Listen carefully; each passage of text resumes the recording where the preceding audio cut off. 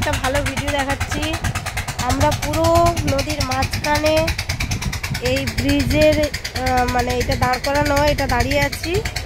এই দেখ নদীর বাঁধটা ওইটা, আর আমরা দাঁড়িয়ে আছি এর মাঝখানে। এই যে দিদি দাঁড়িয়ে আছে, আর এই ব্রিজটা এত দূর।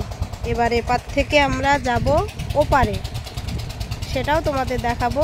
তোমরা যদি মনে করো যে এই নদীর উপরে দাঁড়িয়ে সেলফি করবে, সুন্দরবনের দৃশ্য দেখবে, তাহলে সবাই চলে আসতে পারো আমার ভিডিও দেখে।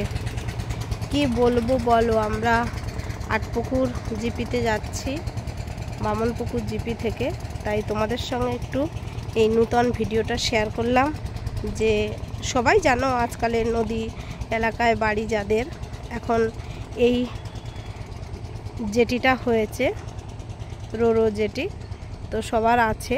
আমাদের এখানে প্রথম, আর এটা আমি প্রথম পার হচ্ছি, মানে আমাদের মিনাখা ব্লকের বামনপুকুর জিপির এপারটা বামনপুকুর, আমরা যাব ওপারে আটপুকুর জিপি, ওটাও মিনাখা ব্লক।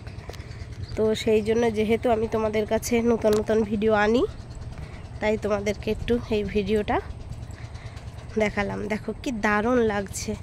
আর সবাই তো নদী ভালো অবশ্যই বাসে, কারণ নদী নিজের আপন গতিতে চলে, কারুর বাধ্য নয়।